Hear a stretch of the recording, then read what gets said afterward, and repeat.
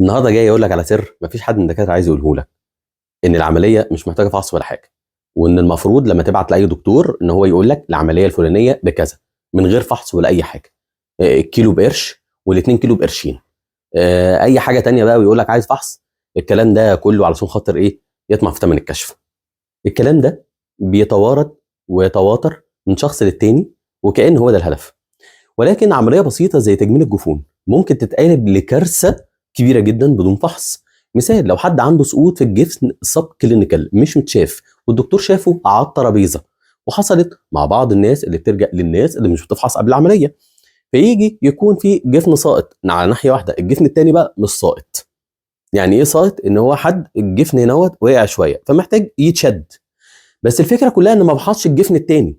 لو احنا جينا فحصنا الجفن التاني ممكن يكون فيه سقوط سب كلينيكال مش باين غير بالفحص، ان أنا لازم اثبت الجفن ده وابص لما اثبت ده الاقي ان ده وقع. طب الكلام ده كنا هنعرفه ازاي؟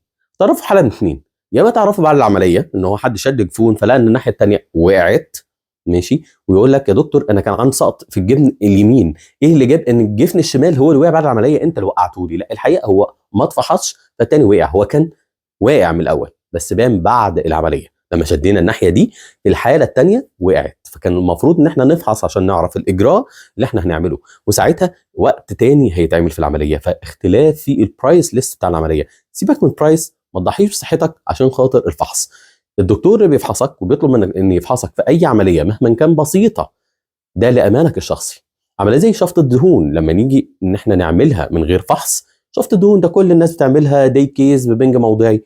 طب قدر الله وان حد عنده ضعف في عضلات البطن، او لسوء حظه ان عنده فتق صغير، الفتق هو ضعف جدار البطن او زي خرم في جدار البطن من تحت الجلد ده في العضلات، تقوم كانولا الشفط تدخل منه نخرج منها بتقطيف الامعاء والعياذ بالله، وربنا يحافظ على الجميع. الفحص لامانك الشخصي، ما تضحيش بصحتك، ما تضرش نفسك بنفسك، واختار اللي يفحصك. اختار السعر اللي انت عايزه وده حقك وده شيء جميل، كلنا بنعمل كده في اي برايس ليست في اي سلعه، ولكن اختارها تكون كوست افكتيف. ما تتنزلش عن الفحص بتاعك، ودور على البرايس ليست زي ما انت عايز، بس ما تتنزلش للفحص لان ده امانك انت الشخصي.